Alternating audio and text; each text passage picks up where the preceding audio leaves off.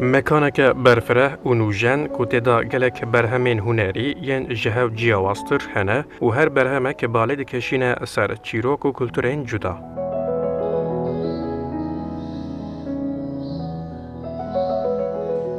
لستانبولی پیشنگاه بناوی ماموت آرت پروژکت ده که او 10 سالم بناوبر تیساز کرن برهمین 49 هنرمندین جباجارین جدا جی گرتن.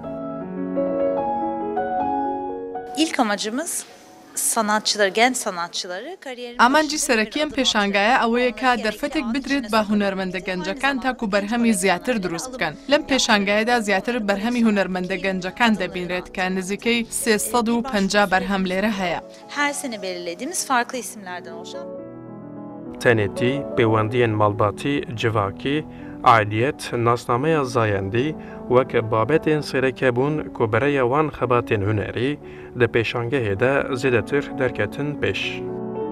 Yazılmış ve gönderilmiş kartpostalları toplamaya başladım. Min weneyên kewn û kartpostalên bêriya 5 salan ku têda gelek bîranîn û çîrokên cuda hene dan berhev. Zêdetir têde babetev, civakî û global ên wek şerê Viyetnamê hene. Min ew yek xeyalek ku di hişê min de bî du alî nîşan da. Münih Olimpiyatlarından hemen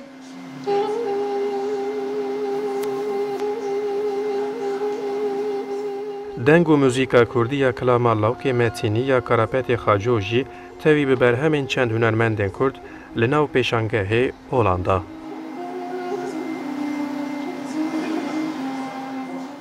Erjanda, Kurdistan 24, İstanbul.